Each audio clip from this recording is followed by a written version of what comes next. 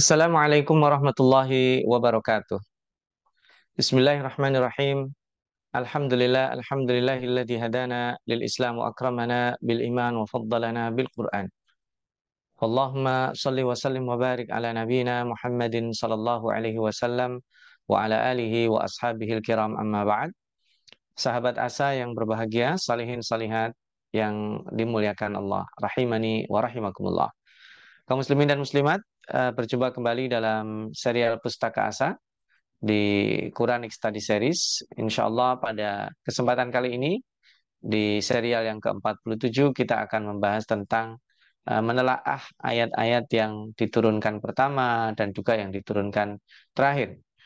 Setelah pada pertemuan sebelumnya kita sudah membahas banyak hal terkait dengan manusia dan penciptaannya, alam barzah, visualisasi hari kiamat, kemudian kata penghubung, ada al-istisna, kemudian ada jasad trenik, ya, istiqaq, lawan kata atau antonim, sajak, dan pertemuan yang lalu kita sudah membahas tentang ungkapan takjub yang ada di dalam Al-Quran. Baik, kita bisa lihat bahwa ayat-ayat di dalam Al-Quran ini tidak turun sekaligus, demikian juga surat. Jumlah surat yang ada 114 ini diturunkan Allah tidak sekaligus dan tidak berurutan. Tetapi di dalam prakteknya Allah Subhanahu wa taala mengurutkan Al-Qur'an dari surat Al-Fatihah sampai surat An-Nas, dan ini tidak disebut ijtihad, ini disebut tauqifi. Datang urutan tersebut dari Allah. Adapun penamaan surat ini ada yang sifatnya dari sononya, jadi bukan ijtihadi. Ada yang mengatakan juga adalah ijtihadi. Dan memang ini kombinasi antara keduanya. Karena itu kita sangat memungkinkan sekali menemukan berbagai macam perbedaan nama-nama surat Al-Quran. Dan itu tidak mengganggu otentisitas dan keaslian Al-Quran. Apalagi kalau kita masuk lebih dalam jumlah ayatnya, tentu karena perbedaan wakaf, pemberhentian dan permulaan membaca ayat, maka kemungkinan besar akan terjadi jumlah yang sangat berbeda dari hitungan satu ke hitungan lainnya.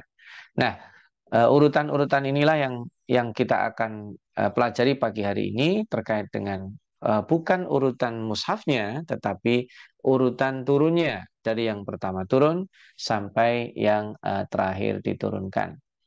Sahabat Asa, ayat yang pertama diturunkan kepada Nabi Muhammad SAW menurut jumhur mufassirin itu ada 5 ayat pertama dari surah Al-Alaq, ya.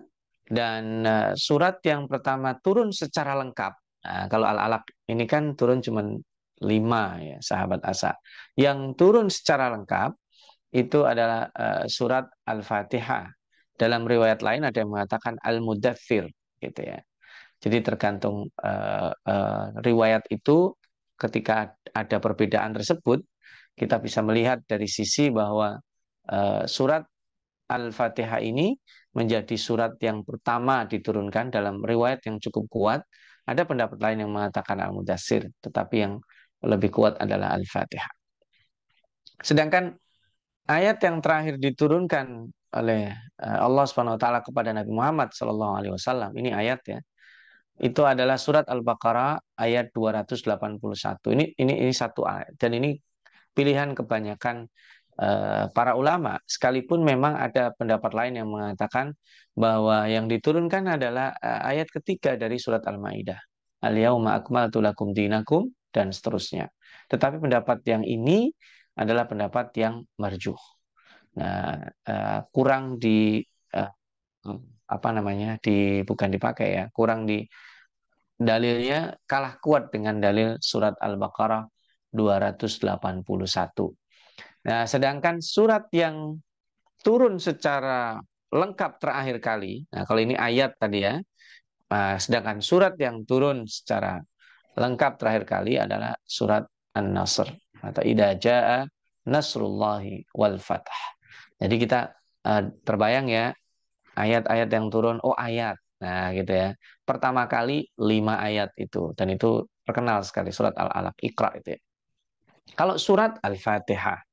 Kalau terakhir yang turun, surat Al-Baqarah. Ya, ini kan terkait dengan perintah takwa. Dan kemudian surat yang terakhir turun adalah surat An-Nasr. Baik, kita masuk kepada telaah ayatnya. Sekarang saya bacakan dulu ya. A'udzu billahi minasyaitonir rajim. Iqra bismi rabbikal ladzi khalaq. Khalaqal insana min 'alaq. Iqra wa rabbukal akram. Alladzi 'allama bil qalam. 'Allamal insana ma lam ya'lam. Bacalah dengan menyebut nama Tuhanmu yang menciptakan. Dia telah menciptakan manusia dari segumpal darah. Bacalah, dan Tuhanmu lah yang maha pemurah, yang mengajar manusia dengan perantaraan kalam. Dia mengajar kepada manusia apa yang tidak diketahuinya. Ini surat Al-Alaq 1-5. Nah, sahabat, kita lihat kontennya. Ayat yang pertama turun ini, konten yang dominan adalah lafaz Iqra atau bacalah atau membacalah. Berarti ini terkait dengan literasi. Nah, sebelum konten yang 5 ini, kita perlu tahu bahwa malaikat Jibril ini eh, belum pernah menjumpai Nabi Muhammad SAW sebelumnya. Dan ketika pertama kali berjumpa, beliau melakukan redaksi untuk eh, memerintahkan membaca, dan itu dilakukan sebanyak 3 kali. Ya kan? Kalau kita lihat Iqra bismi rabbikal ladzi khalaq. Iqra bismi rabbikal ladzi khalaq ini eh, perintahnya. Sebelumnya ada Iqra. Nabi Muhammad menjawab, ma ana biqari. Aku tidak bisa membaca. Nah, ini ucapan itu dilakukan 3 kali sebagai mukaddimah. Sedangkan kemudian lafaz Iqra, bacalah, itu adalah konten atau isi yang dibawa malaikat, yaitu surat Al-Alaq 5 ayat ini. Nah, sahabat Asa, menandakan apa? Nah, kira-kira 5 ayat ini diturunkan itu secara kontekstualnya memberikan isyarat apa? Sahabat Asa yang dimuliakan Allah, di hold dulu, jangan kemana-mana. Kita break setelah yang berikut ini, insya Allah.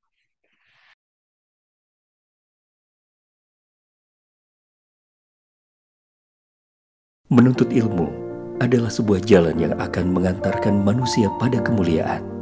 Dengan ilmu, manusia mendapatkan panduan untuk berpikir dan bertindak.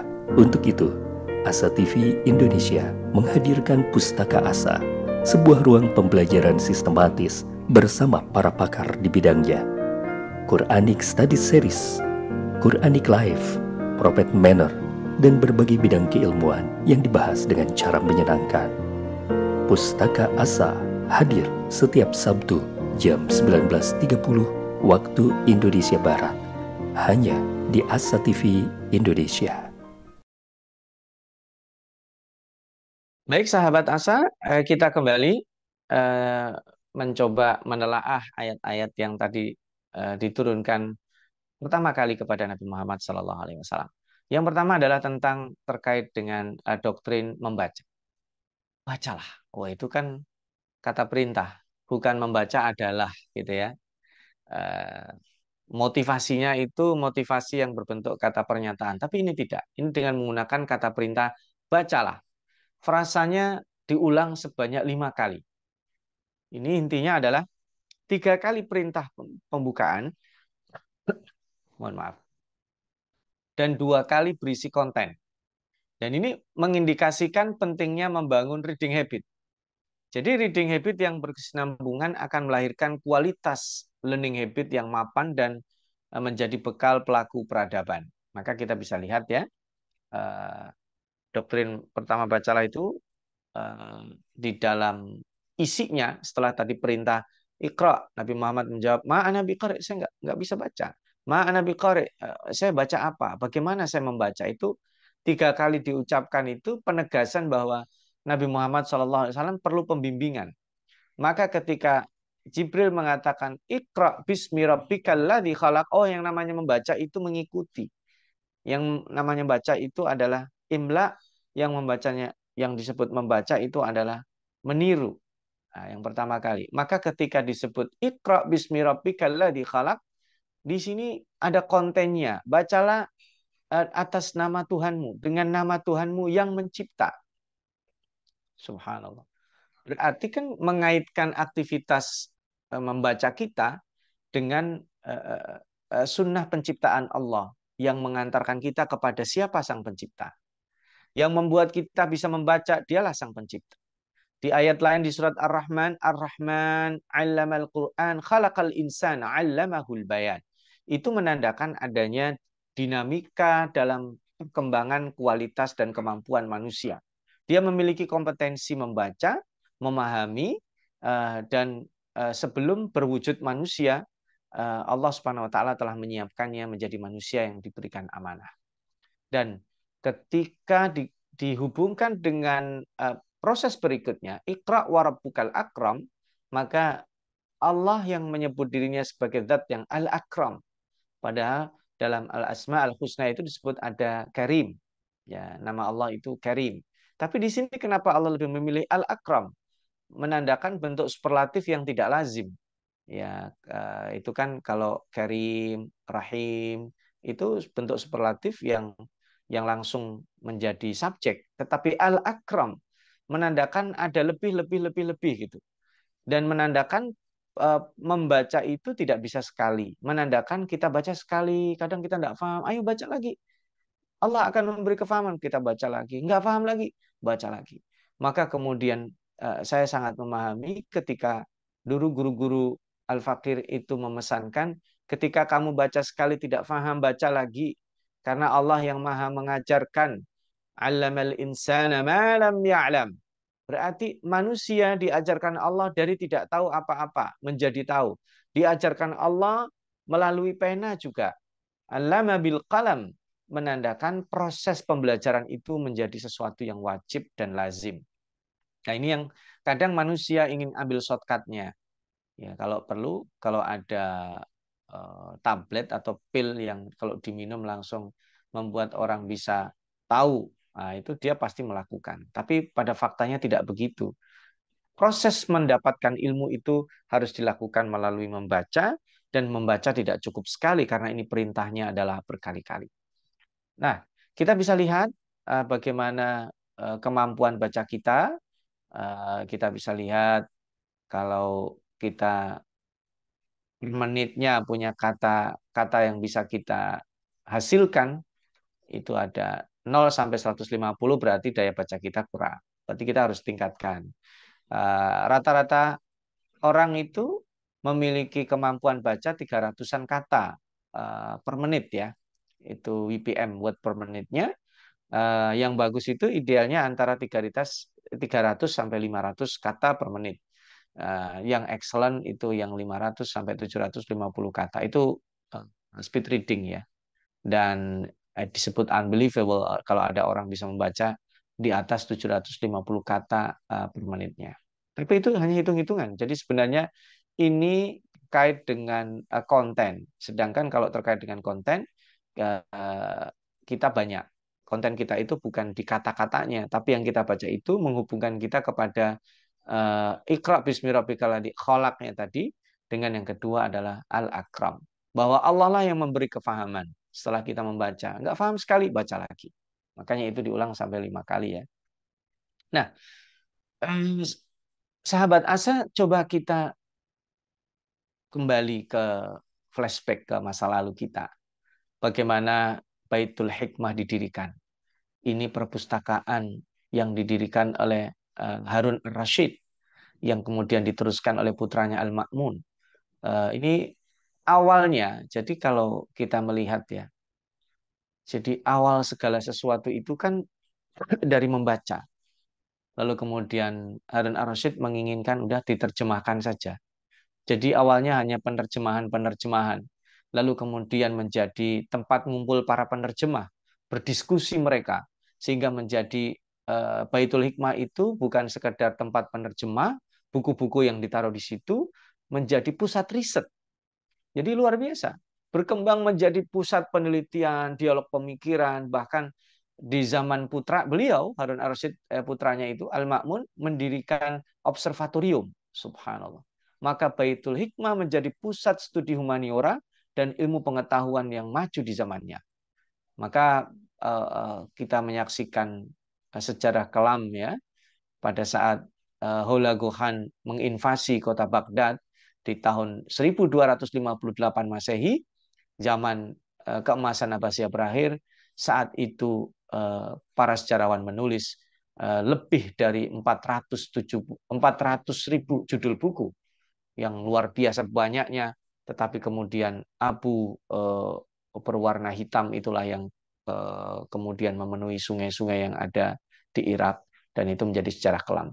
Ada poin penting yang kita ambil pelajaran bahwa jika ini perpustakaan bentuknya buku secara fisik, maka kita memiliki perpustakaan di dalam diri kita, yaitu kemampuan membaca kita kembangkan menjadi reading habit, dan kemudian kita menjalankan pesan Allah melalui nabinya, Iqra bismi rabbikal ladzi khalaq. Iqra wa rabbukal akram. Karena rabbukal akram itu adalah daya motivasi yang sangat kuat. Allah itu maha mulia. Kadang kita membaca sedikit, tapi kemudian saat kita menyampaikan banyak.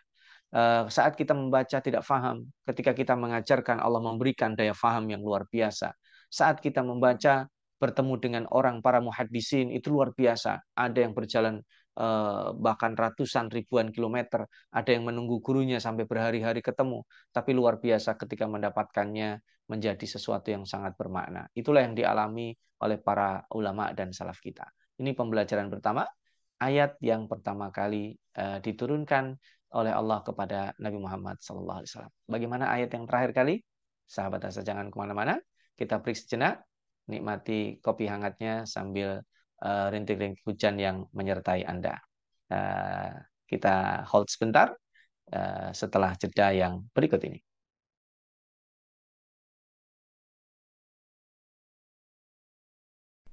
Saat hari Senin tiba, banyak orang yang merasakan malas dan tidak bersemangat menjalaninya. Tapi sekarang tidak boleh lagi terjadi. Tonton saja I Love Monday di Asa TV Indonesia. I Love Monday menghadirkan pembahasan mencerahkan dan aplikatif yang dikemas dalam I Love Myself, I Love My Job, I Love My Prophet, dan satu segmen spesial Solve with Love. I Love Monday setiap hari Senin di Asa TV Indonesia. Inspirasi keluarga Islami. Baik sahabat Asa, kita kembali lagi. Ya, silakan diminum kopinya atau teh hangatnya, dan jangan lupa mulai sekarang membaca. Biasakan membaca sejak kecil ya, dan kita melihat membaca itu adalah perintah Allah dalam wahyu pertama, berarti dia ibadah. Dia juga merupakan kunci sukses ya.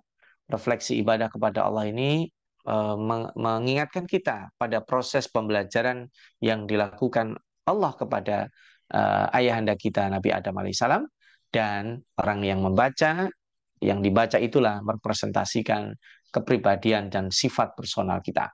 Baik, sekarang kita beranjak kepada ayat yang terakhir diturunkan Allah kepada Nabi Muhammad SAW menurut sebagian besar mufassirin, yaitu surat Al-Baqarah ayat 281. Saya bacakan ayatnya. A'udzu billahi minasyaitonir rajim. Wattaqu yawman turja'una fihi ila Allah. Thumma tuwaffa kullu nafsin ma kasabat wa hum la yudlamun.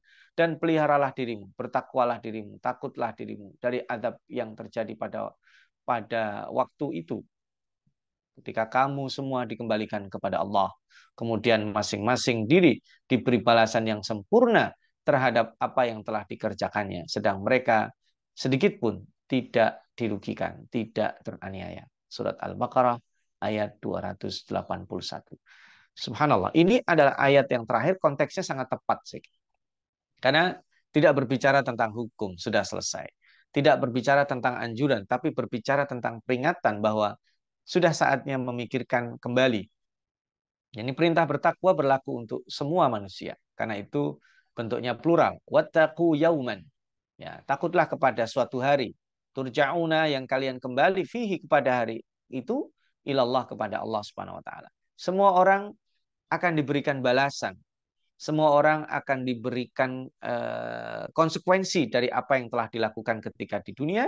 Wahum la yudlamun, dan mereka sekalipun tidak pernah terzalimi atau dirugikan dengan keputusan Allah Subhanahu wa taala. Nah, kita bisa melihat bagaimana proses timeline-nya. Yang ini pernah kita pelajari ya, kita buka kembali Yaumul Ba'ats ya, hari manusia dibangkitkan, lalu dia menunggu, lalu kemudian dia dikumpulkan dengan sesama manusia, catatan amalnya dibagi ya, dan kemudian dia dihitung, ada Yaumul Hisab, kemudian ada hari persaksian, dia menjadi saksi atau dipersaksikan, bahkan anggota badannya ikut bersaksi, lalu divonis dia masuk surga atau masuk neraka, naudzubillah masuk neraka ya. Lalu dimulailah perjalanan terakhir menjadi perjalanan yang paling akhir, yaitu dia menuju ke surga atau ke neraka secara berkelompok. Dan ketika sampai di depan pintu surga, disambutlah dia oleh para malaikat. Malaikat penjaga neraka menyambut dengan bengis, dengan kejam dan marah, seraya mengatakan, apakah tidak ada orang yang mengingatkan kalian? Ya kan? Kalau di surat Az-Zumar kan dikatakan gitu. Hatta idza ja'uha futihat abwabuha wa qala lahum khazanatuha alam ya'tikum rusulun minkum yatsluna 'alaikum ayati rabbikum wa yunzirunakum liqa'a yaumikum hadza. Apa enggak ada yang bacain ayatnya mengingatkan kalian ini? Orang panas kayak gini kok kalian mau ke sini? Maka mereka menjawab ya sudah, tapi terlambat itu ya. Sebaliknya penduduk surga ketika disambut oleh malaikat-malaikat penjaga surga yang sangat mulia. Kondisi surga juga dalam keadaan sudah terbuka. Kalau tadi tertutup neraka karena saking panasnya, surga dalam keadaan sudah terbuka pintunya. Hatta idza ja'uha wa futihat abwabuha wa qala lahum khazanatuha salamun alaikum tibtum fadkhuluha khalidin. Lalu mereka dimuliakan di situ, disambut dan menetaplah mereka di sana. Sedangkan yang di neraka ada dua jenis. Ada penghuni sementara dan ada penghuni yang selama-lamanya. Dan nanti kalau di surga itu mendapatkan kenikmatan yang luar biasa, tapi kenikmatan yang sangat-sangat tidak tertandingi adalah ketika seseorang berjumpa Allah Subhanahu wa taala. Maka ini sangat wajar dijadikan sebagai closing statement, menjadi ungkapan akhir yang diingat oleh Nabi Muhammad SAW dan disampaikan kepada umatnya terkait dengan ayat yang terakhir turun, karena ini bekal. Ayat-ayat hukum sudah selesai. Kalau ada yang mengatakan al-yauma akmaltu lakum dinakum wa atmamtu alaikum ni'mati wa raditu lakumul islam madina. Dan itu tidak salah. Memang akhir, tapi setelah itu terjeda beberapa waktu. Ya. Dan itu juga penyempurnaan sudah selesai semua hukum-hukum Allah. Maka sebagai closing statementnya, saya kira secara konten ini juga luar biasa. Nah, kita beralih dari ayat pertama dan ayat terakhir, sekarang kita beralih ke suratnya. Oke, kalau surat yang pertama, suratul Fatihah, ini juga luar biasa, dahsyat. Surat yang pertama diturunkan Allah Subhanahu wa taala, ini merupakan konten utama, ringkasan Al-Qur'an, eksekutif summary-nya dari risalah Al-Qur'an ini, dan setengah yang pertama itu berisi declare, sedangkan yang kedua berisi tentang permohonan. Declare ini ada deklarasi kita terhadap totalitas rububiyah, tauhid rububiyah kita dan penghambaan tauhid ubudiyah kita kepada Allah Subhanahu wa taala. Lalu yang kedua berisi tentang permohonan dan panduan ketika berdoa, bahwa kita itu meminta agar berada di dalam track yang benar dan dijauhkan dari mara bahaya yang paling utama, yaitu kesesatan. Nah, ini sangat wajar karena suratul Fatihah, dan saya kira waktunya tidak cukup kalau kita ulas secara detail suratul Fatihah secara konten. Ini eksekutif summary-nya adalah ada pada iyyaka na'budu wa iyyaka nasta'in, itu di pertama kedua dari bagian kedua, karena sebelumnya itu adalah declare kita alhamdulillah segala puji. Kalau asyukru al-madhu itu kan puji dalam kondisi khusus, tapi alhamdulillah segala jenis pujian, ya, karena zat yang memberikan kita, yang Rabbul Alamin, yang meriayah kita, memelihara kita, mencipta kita, menjaga kita, itu tanpa pamrih. Orang taat, orang maksiat tetap dikasihani. Orang baik, orang buruk tetap diberikan fasilitas. Ar-Rahmanir Rahim, Malik Yaumiddin.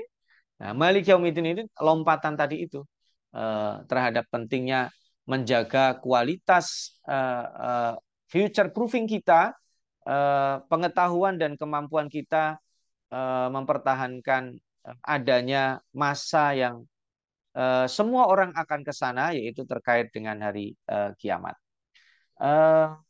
Sahabat Asa, kalau kita lihat keistimewaan surat Al-Fatihah, ini sebagai insert saja, itu merupakan syarat sahnya sholat, kemudian juga diizinkan Allah menjadi obat penyembuh, menjadi surat yang disebut dengan Ummul Quran atau Ummul Kitab, lalu juga ada konsep tauhid yang sangat universal, bahkan multiversal, karena menjadi Tuhan semua alam dalam semua kondisi bagi semua makhluknya, yang mengajarkan kasih sayang dan kelembutan.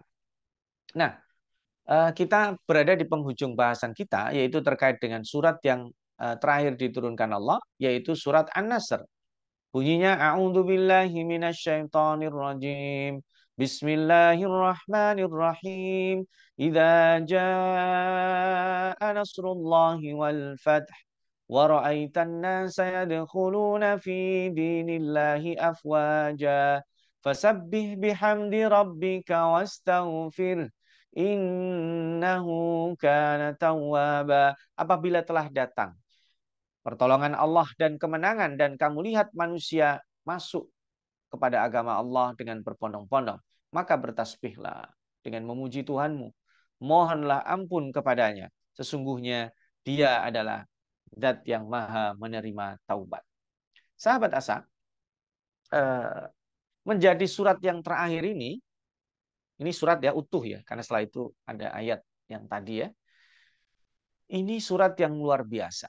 Ketika sudah purna, ketika yang tadinya diintimidasi sekarang menjadi penguasa, yang tadinya tertindas sekarang mengayomi, melindungi orang-orang lemah, maka Allah memberitahu pada saat kemenangan seperti itu datang, maka bertasbihlah, fasabbih, istighfarlah, karena kemenangan itu sesungguhnya Allah yang memberi, karena kemenangan itu tidaklah membawa kehinaan bagi orang yang dikalahkan, karena pada hakikatnya kemenangan itu tidak mengalahkan orang lain.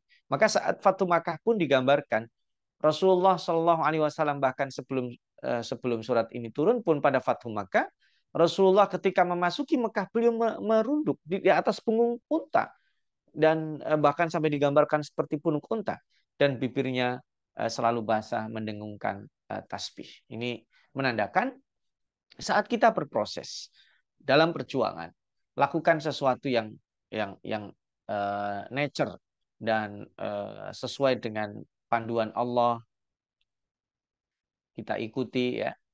Dan pada saat kita sukses, ingatlah kesuksesan kemenangan itu pada hakikatnya Allah lah yang memberikannya. Allah kah yang menganugerahkannya kepada kita. Sahabat Asa yang berbahagia, saya kira sampai di sini saja perjumpaan kita. Ini sekedar menelaah dari ayat-ayat dan surat-surat yang pertama diturunkan Allah, dan juga ayat dan surat yang terakhir diturunkan Allah kepada Nabi Muhammad dan tentu kepada umat Islam. Mudah-mudahan bermanfaat, memberikan inspirasi kepada kita untuk memperbaiki reading habit membaca kita, dan juga sekaligus kualitas kita di dalam menerima kesuksesan dengan bertasbih dan beristighfar. Aku qouli hadza, kita tutup kajian kita pada kesempatan kali ini dengan membaca doa kafaratul majlis. Subhanakallahumma wa bihamdika asyhadu an la ilaha illa anta astaghfiruka wa atubu ilaik. Mohon undur diri. Wassalamualaikum warahmatullahi wabarakatuh.